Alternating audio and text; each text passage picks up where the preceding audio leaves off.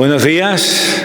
No voy a llamar a nadie, voy a poner por amor sobre todo a mi hermano de no pasarme mucho la hora, voy a poner el cronómetro, que no me despiste.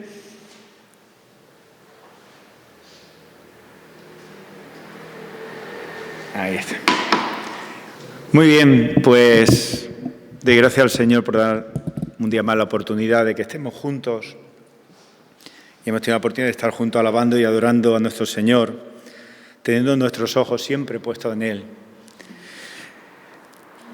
Qué privilegio, qué regalos y qué privilegio tan grande el Señor nos da y que muchas veces se nos escapa la mano, como nos recordaba Alfonso, ¿no? Su palabra, ¿no? El poder deleitarnos en su palabra, en poder alimentarnos de su palabra. Y cuántas veces, ¿no? Pues lo hacemos, pero como que no valoramos realmente, ¿no?, lo que el Señor nos ha puesto en nuestras vidas. Estamos centrados en el tema de la conversión y recordamos que hace un par de semanas, cuando estuve teniendo la oportunidad también de predicar, de traer la palabra, estuvimos acerca de la conversión, pues compartiendo determinados puntos, determinadas enseñanzas que son bastante importantes para nuestra vida, no solamente a nivel individual, sino también como iglesia. Estuvimos viendo que ser salvo no era lo mismo que ser sincero, de la misma manera que semanas atrás, también en las predicaciones de Alfonso, nos hablaba de que ser salvo no es lo mismo que ser buenas personas. El estar centrado en ver con claridad el significado de la salvación, el significado de la conversión de nuestras vidas al Señor, es para que no nos conformemos no nos conformemos, en definitiva, con decir qué buena gente soy. En comparación con lo que tengo alrededor mío, qué buena gente soy.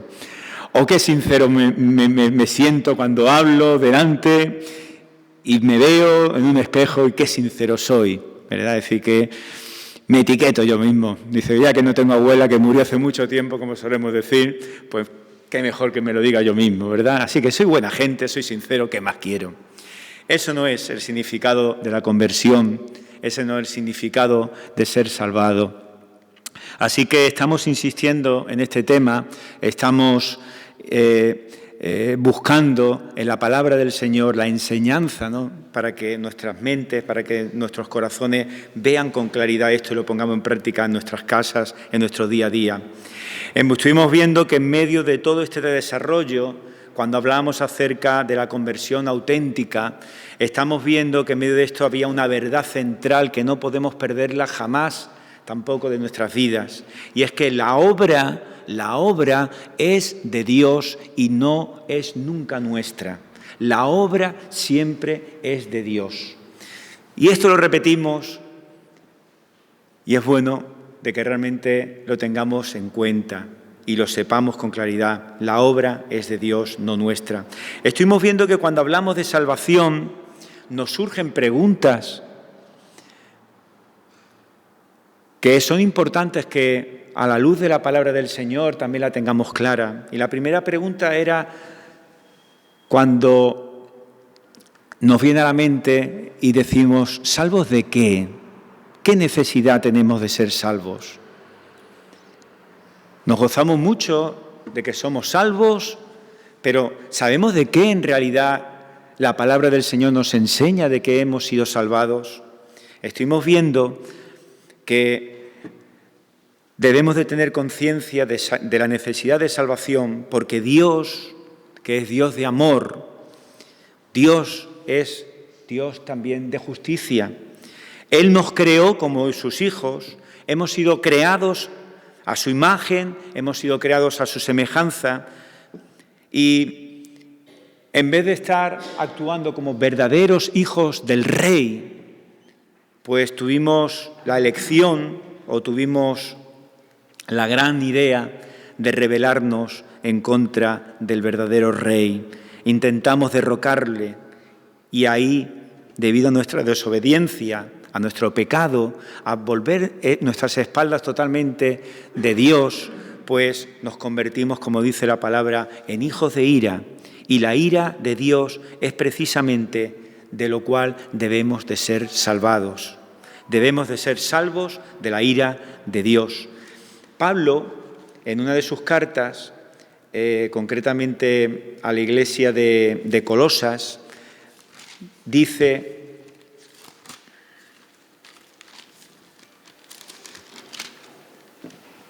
haced morir pues lo terrenal en vosotros: fornicación, impureza, pasiones desordenadas, malos deseos y avaricia, que es idolatría, cosas por las cuales la ira de Dios viene sobre los hijos de desobediencia. Dios es bueno y pagará a la injusticia y al pecado lo que merecen, y resulta que, como decíamos el último día, todos hemos pecado. Así que hoy vamos a seguir con alguna pregunta más que nos hacemos ante la salvación que Dios nos regala. Pablo, en otra de las cartas, concretamente a la iglesia de Éfeso, dice: porque por gracia sois salvos por medio de la fe, y esto no de vosotros, pues es don de Dios, no por obras, para que nadie se gloríe. Somos salvos por su gracia. Podemos ser agradecidos y podemos dar gracias. Damos gracias constantemente, pero hay una cosa importante. Gracia como tal no podemos dar. Podemos dar las gracias, pero no podemos dar la gracia. Solo podemos recibirla, por el hecho de que la gracia es un regalo. La gracia es un don. Y esto de un regalo es bastante significativo, y ahora lo vamos a ir viendo, porque ¿a quién de nosotros no nos gusta que nos regalen cosas? A todos nos encanta que nos regalen. Y cuando estamos en determinadas fechas, como la que hemos pasado, todos estamos ilusionados porque pensamos que nuestros seres queridos, nuestros familiares, en nuestro hogar, o incluso amigos nuestros, van a hacernos unos regalos.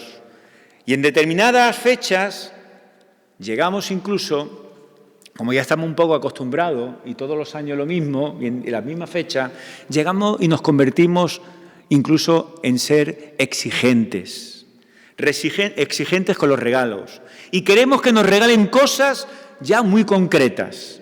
Desde pequeño nos acostumbran. Yo, por ejemplo, que siempre he sido de los regalos, en el tiempo de Reyes, pues escribía mi carta a los Reyes Magos, pero ya una lista de cosas concretas que a mí me gustaban, que yo quería que me regalaran. Y apuntamos a aquello que nos gusta, apuntamos a aquello que anhelamos, aquellos que en teoría creemos que nos pueden servir en nuestra vida.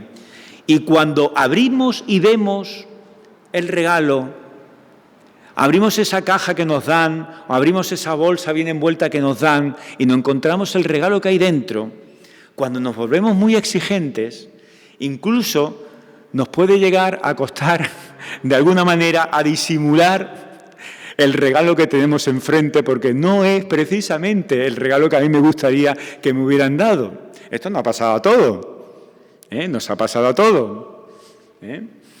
Pero los regalos como tal, si es un regalo, tenemos que ser conscientes que debería de ser algo que ni tan siquiera fuese merecido. Si recibimos un regalo como tal es algo que no debería ser ni tan siquiera merecido. Porque aquello que se nos da a cambio de un trabajo o a cambio de un esfuerzo o a cambio de un favor, eso no es un regalo en sí. Se convertiría en todo caso como un salario, ¿no? A cambio de lo que tú has hecho, yo te doy algo. Imaginaros si cuando los que estamos trabajando, aquellos que tienen una nómina, llega al final de mes y llega y dice: hoy, este mes me han regalado 1.200 euros, ¿no? No te han regalado 1.200 euros, te han dado el salario 1.200 euros. No es un regalo, es algo a cambio de lo que tú has hecho. Y si yo quiero exigir un regalo concreto, tampoco es un regalo. Me gustaría que me regalaran una moto. Yo quiero que me regalen una moto. Me tienes que comprar una moto. Y al final ya por pesadez le compro una moto. La verdad es que el regalo pierde un poquito, ¿no?, del sentido de regalo en sí, porque se ha vuelto más bien en un reclamo, en un derecho, o sea, una exigencia. Esto nos ocurre bastante con nuestros hijos, ¿no? Es que lo necesito para esto y regálamelo. No, se ha convertido en una exigencia, en un derecho que te piden más que en un regalo. Los dones solo pueden ser regalados, los dones solamente pueden ser recibidos.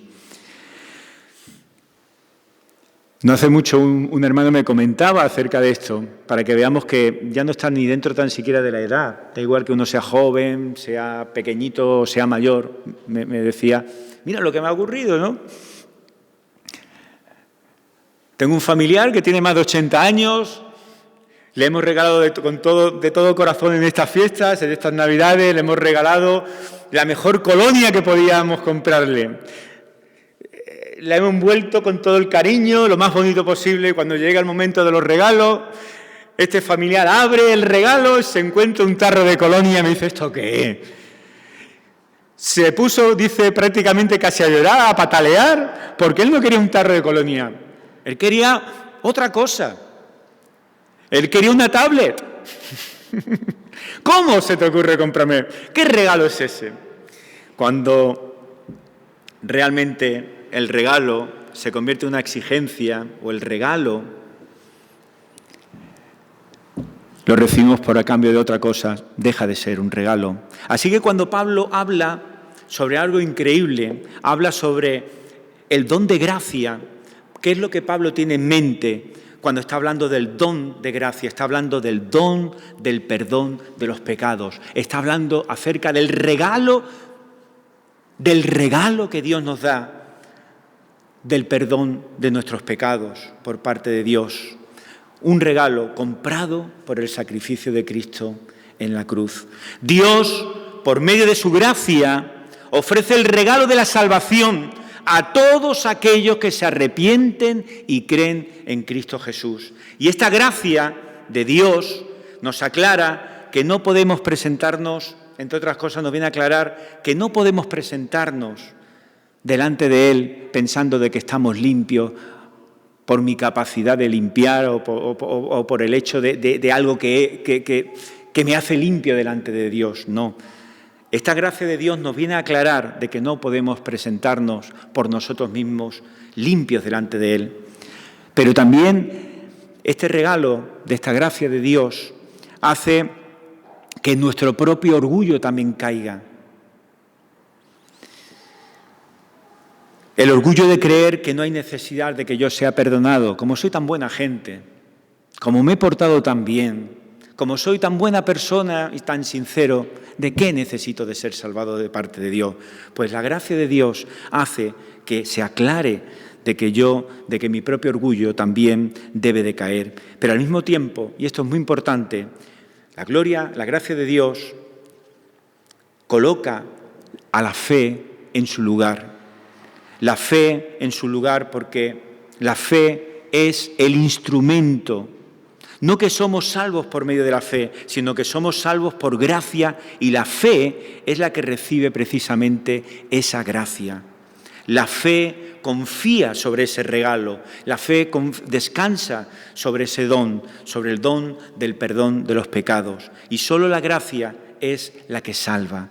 Y esto, ¿a qué apunta entonces? Pues apunta quizás a lo más importante, ¿en quién estamos creyendo? ¿En quién crees? Porque está bien de que examinemos nuestra fe, pero es cierto también que si constantemente estamos examinando nuestra fe, esto nos va a traer inseguridad.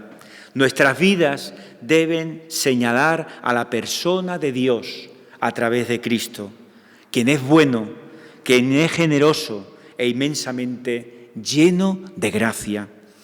Nuestra confianza debe estar puesta en Él y en su gracia para nuestra salvación.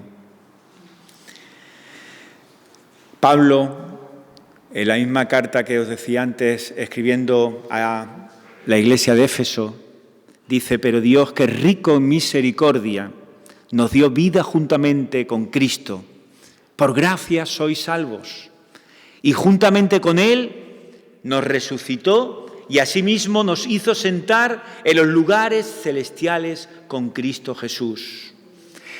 Y esto que Pablo nos está diciendo, pues también viene a hablarnos acerca de otra pregunta más. Hemos estado viendo para qué necesito ser salvo de la ira de Dios. Hemos visto una verdad central de que la obra es de Dios. Y hemos estado viendo anteriormente cómo debemos o cómo somos salvos. Somos salvos, dice ahora, solo y exclusivamente por su gracia.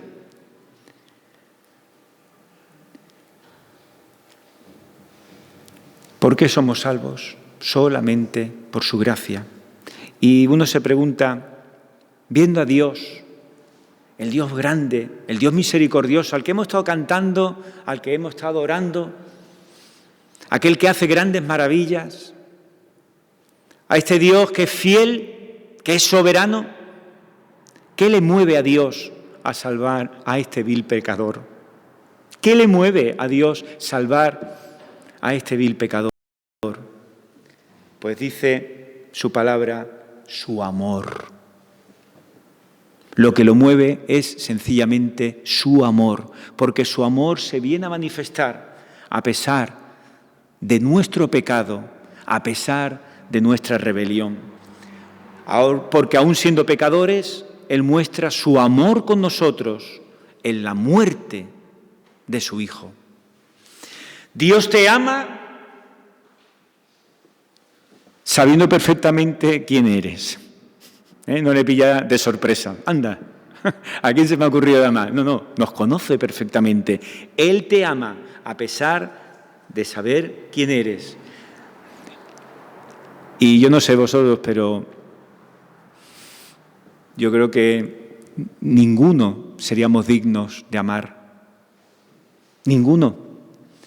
No damos motivos para ello, pero sin embargo, Él elige amarnos. Este amor no es ningún capricho de parte de Él, ni tampoco es un amor que es descuidado. Dios escogió amar a su pueblo ya desde incluso antes de la fundación del mundo. Él planificó cómo iba a expresar dicho amor a través de la gracia del Evangelio y no dejó absolutamente nada al azar. Ejecutó su plan de amor a costa de pagar un precio increíble. Dios no nos ama porque tú le ames. Dios no nos ama porque tú le obedezcas. De hecho, dejamos mucho que desear en cuanto al amor que le damos a Dios. Y dejamos también muy entredicho el hecho de que somos obedientes a Él. Él nos ama porque nos escogió y porque somos suyos. ¿Qué os parece si volvemos al texto que hace un par de semanas estuvimos compartiendo, que solamente era un texto en 1 Tesalonicenses capítulo 1, donde la palabra nos enseñaba acerca de la conversión cristiana y nos daba el ejemplo de los tesalonicenses, y estuvimos viendo enseñanzas, ¿no? Una enseñanza muy interesante acerca de la verdadera conversión. Recuerdo de que Pablo está escribiendo esta carta a los tesalonicenses junto con Silvano, junto con Timoteo, y reciben noticias de cómo va la marcha de la Iglesia en Tesalónica. Y por un lado ellos vienen a exponer, sobre todo en el capítulo 1 de Primera de Tesalonicenses, capítulo 1, viene de alguna manera, en primer lugar, a exponer, a expresar la alegría de cómo iban marchando los tesalonicenses, pero al mismo tiempo también viene a expresar la preocupación por determinadas situaciones por las cuales estaban pasando los hermanos de esta ciudad. Expreso su alegría porque, como dice el texto, eran perseverantes, porque en medio incluso de la oposición de sus enemigos, ellos perseveraban. Expresaban su alegría por el celo en la causa del Evangelio, por su buen testimonio y por la vida consecuente con la fe que ellos profesaban, pero también habían preocupación cuando escribe esta carta Pablo, porque llegaban noticias y sabían de que también los tesalonicenses estaban siendo sometidos a la oposición en las sinagogas, a la persecución por parte de los paganos, a las presiones de sus antiguos compañeros y de sus propios familiares. Ahora vamos a volver a leer 1 Tesalonicenses capítulo 1. Pablo, Silvano y Timoteo a la iglesia de los tesalonicenses, en Dios Padre y en el Señor Jesucristo, gracia y paz sean a vosotros, de Dios nuestro Padre y del Señor Jesucristo. Damos siempre gracias a Dios por todos vosotros, haciendo memoria de vosotros en nuestras oraciones, acordándonos sin cesar delante de Dios y Padre nuestro de la obra de vuestra fe, del trabajo de vuestro amor, de vuestra constancia y la esperanza en nuestro Señor Jesucristo, porque conocemos, hermanos amados de Dios, vuestra elección, pues nuestro Evangelio no llegó a vosotros en palabras solamente, sino también en poder, en el Espíritu Santo y en plena certidumbre, como bien sabéis, cuáles fuimos entre vosotros por amor de vosotros. Y vosotros vinisteis a ser imitadores de nosotros y del Señor, recibiendo la palabra en medio de gran tribulación, con gozo del Espíritu Santo, de tal manera que habéis sido ejemplo a todos los de Macedonia y de Acaya que han creído, porque partiendo de vosotros ha sido divulgada la palabra del Señor, no solo en Macedonia y Acaya, sino que también en todo lugar vuestra fe en Dios se ha extendido, de modo que nosotros no tenemos necesidad de hablar nada, porque ellos mismos cuentan de nosotros la manera en que nos recibisteis y cómo os convertisteis de los ídolos a Dios para servir al Dios vivo y verdadero y esperar de los cielos a su Hijo, al cual resucitó de los muertos, a Jesús, que nos libra de la ira venidera.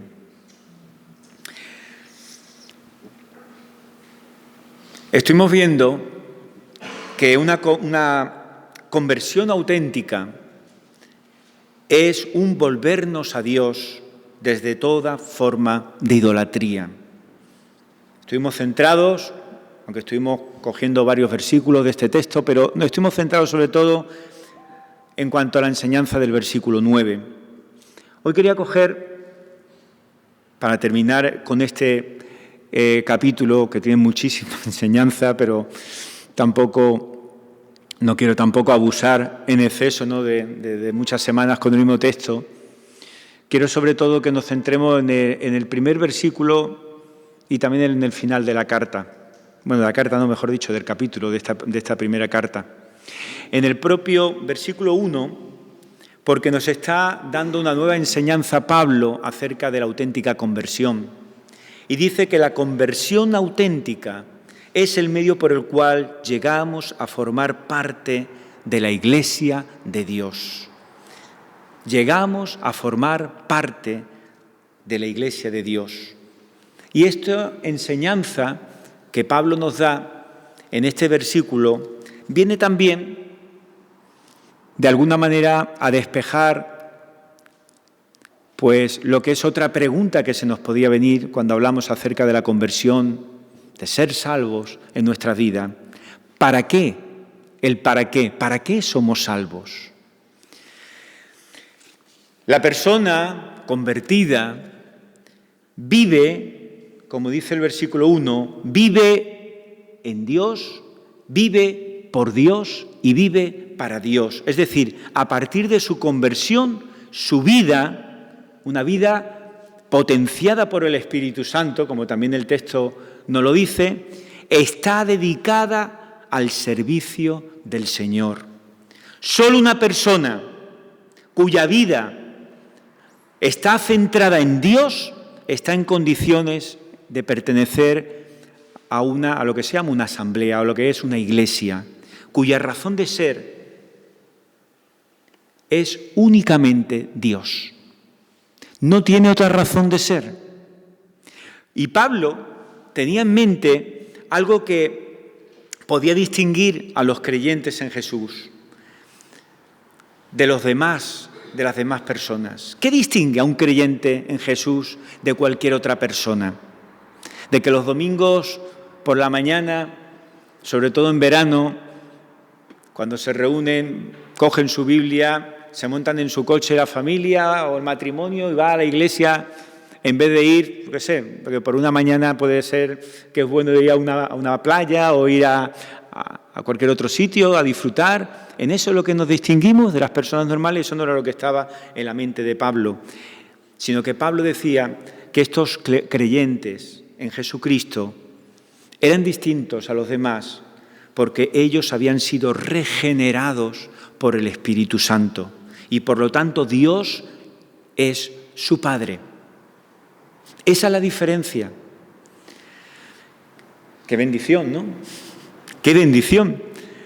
La conversión a Dios, de la que el versículo 9 de este pasaje también está hablando, es lo que nos incorpora en la iglesia, en Dios, de la cual está hablando el versículo 1. Puede ser que una iglesia local, pues, nos admita o llegue a admitir miembros porque han expresado por su boca su arrepentimiento y el creer en Dios y porque han sido bautizados en agua y son admitidos como miembros. Pero debemos de intentar no confundir las cosas. La iglesia local, por supuesto, depende y da de estos signos externos como la profesión de fe o el bautismo. Pero nuestra admisión a la iglesia en Dios, de la cual Pablo está hablando, solo puede ser sobre la base de la nueva orientación que proporciona la conversión auténtica. Sin una auténtica conversión, estamos fuera del auténtico cuerpo de Cristo. Y podemos estar yendo a las distintas reuniones y podemos estar participando de distintas cosas con el resto de los hermanos de esa congregación. Pero si no ha habido una auténtica conversión en nuestras vidas, estamos fuera del auténtico cuerpo de Cristo. La verdadera iglesia se compone de personas que han sido regeneradas por el Espíritu de Dios, que son personas que son convertidas, que han sido convertidas por el Señor. De ahí que nos encontremos que precisamente en esta carta, cuando va dirigida a los tesalonicenses, pues hable de esa manera. Pablo, Silvano y Timoteo a la iglesia de los tesalonicenses en Dios Padre. En Dios Padre.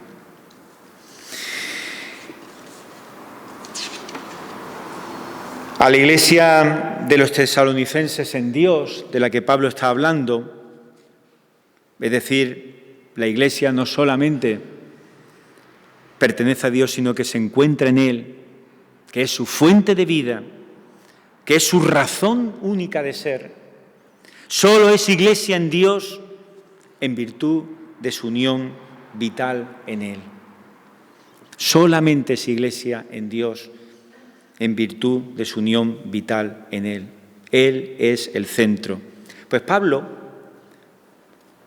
una vez que habla a los tesalonicenses en este término de en Dios Padre, les desea gracia, dice, y paz para los tesalonicenses.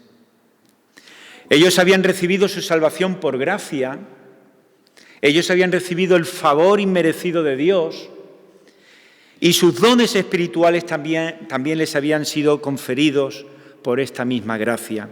Ellos disfrutaban de la paz con Dios por haber recibido a Jesucristo como su Salvador. Y la paz de Dios, que sobrepasa todo entendimiento, estaba a su alcance para ayudar a solucionar todos los problemas del día a día. Pedro escribe en su epístola y dice unos versículos que todos conocemos mucho y no los conocemos hasta de memoria. Mas vosotros sois linaje escogido, real sacerdocio, nación santa, pueblo adquirido por Dios, ¿para qué? Para que anunciéis las virtudes de aquel que os llamó de las tinieblas a su luz admirable. Pero dice también el versículo siguiente, vosotros que en otro tiempo no habíais alcanzado misericordia, pero ahora habéis alcanzado misericordia. Pablo, escribiendo también a la iglesia que se encuentra en Éfeso, escribe concretamente un capítulo que tenemos en este libro de Éfeso, esta carta a los Efesios, en el capítulo 3. Y Pablo ahí, en esa carta, nos enseña que no solo nuestra salvación individual da gloria a Dios, sino también nuestra salvación como pueblo, a nivel colectivo. La iglesia local, su unidad, no está basada ni en una etnia, todos de la misma etnia, ni está basada en la cultura, ni está basada en un estatus social. En eso no está basada la iglesia, sino que la iglesia está basada en una persona, en la persona de Jesucristo, aquel que es la revelación de la sabiduría de Dios.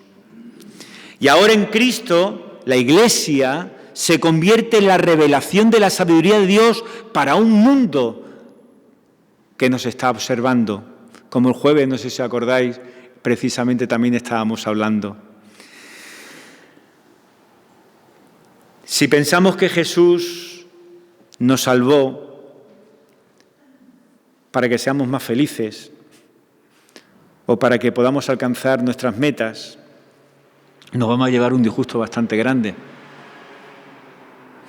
Si pensamos esto, o para que seamos económicamente más prósperos, pues cuando llegue el momento y aquello no se consuma, no se materialice delante de nosotros, nos puede llegar algo que en algún momento muchos de nosotros también nos ha podido pasar por la cabeza si estamos puestos nuestros ojos en estas cosas más que en el Señor.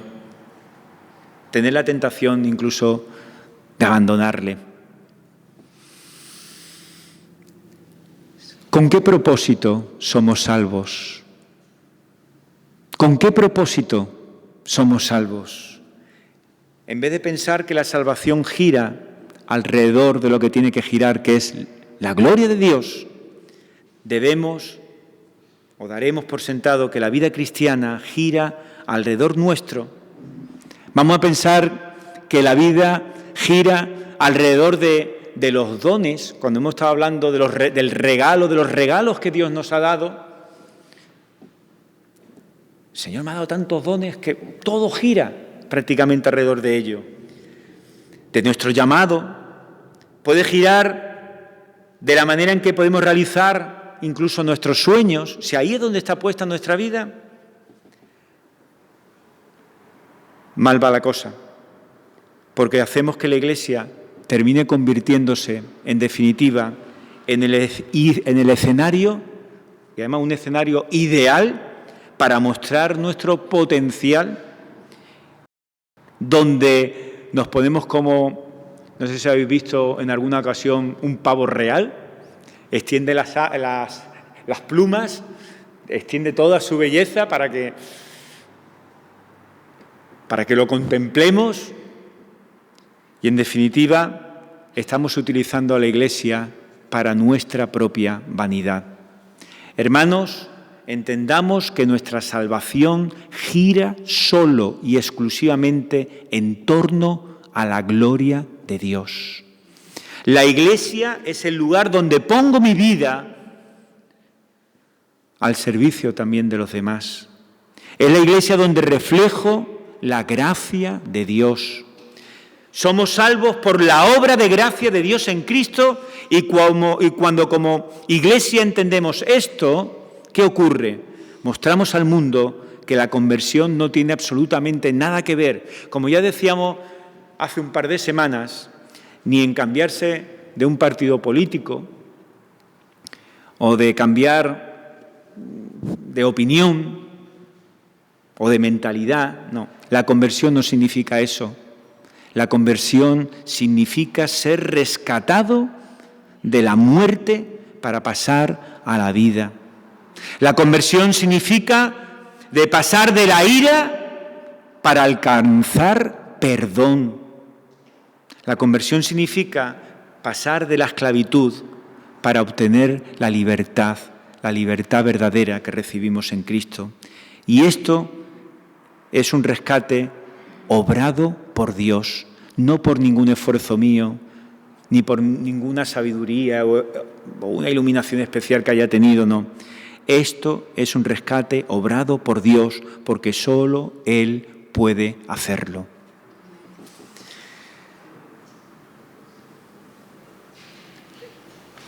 Finalmente, hay un versículo que es el último, que era el otro que quería en esta mañana pues compartir con vosotros, aunque es un versículo que ya por todo lo que hemos estado diciendo hemos hecho ya referencia a él. Pero una conversión auténtica es la única preparación adecuada de cara a la ira venidera. Recuerdo el versículo 10, y esperar de los cielos a su Hijo, al cual resucitó de los muertos, a Jesús, quien nos libra de la ira venidera. Aquí estamos observando, en esta sobria nota con la que Pablo da por finalizado este capítulo 1, y llega irremisiblemente el día de la ira en que Jesucristo juzgará a vivos y a muertos. Para los que no se han convertido, para los que no han sido regenerados, para aquellos que han rechazado el Evangelio, la verdad que será, como dice la Escritura, un día espantoso. Para los convertidos, en cambio, como dice el propio libro de Tesalonicenses, será la entrada a su reino y su gloria. Dice el capítulo 2 de esta misma epístola, en el versículo 12, y os encargábamos que anduvieseis como es digno de Dios, que os llamó a su reino y gloria. Pues con esto terminamos, pero me gustaría que, aunque solamente hemos estado viendo varias enseñanzas de este capítulo 1 de Primera Tesalonicenses, pero es que Pablo está dando un auténtico manual en el cual nos deja bastante claro la enseñanza acerca de la conversión auténtica, que muestra como mínimo 10 enseñanzas, ¿no?, acerca de este ejemplo de una conversión auténtica. La persona verdaderamente convertida, dice Pablo, que se caracteriza por su amor a Dios. La persona verdaderamente convertida se caracteriza por su integración en la Iglesia en Dios, identificado con los demás convertidos, a los que acepta, a los que ama, a los que sirve. La persona verdaderamente convertida se caracteriza por su repudio del egocentrismo, como hemos estado viendo, del materialismo, de todo lo que es carnal, de todos aquellos comportamientos malos que ve a su alrededor. La persona verdaderamente convertida se caracteriza por su vivencia que es recta, honrada, noble, generosa, una vivencia reflejada por su gozo en el Espíritu Santo. Se caracteriza por el hambre con la que recibe la palabra y sigue deseándola cada hora, en cada minuto. Se caracteriza por el respeto y amor que muestra hacia los que le han predicado el Evangelio. Se caracteriza por la coherencia de su testimonio un testimonio vivido y hablado ante los inconversos. Se caracteriza por la ejemplaridad de su vida ante sus hermanos en Cristo. Se caracteriza por su entrega sacrificada al servicio de Dios, a la obra del Señor y a la preocupación por los demás. Se caracteriza por su vida, por su viva esperanza en el retorno del Señor. Y no nos olvidemos de la verdad central con la que hemos abierto: la obra siempre es de Dios, nunca es nuestra. Pues que el Señor nos bendiga mucho, hermanos. Amén.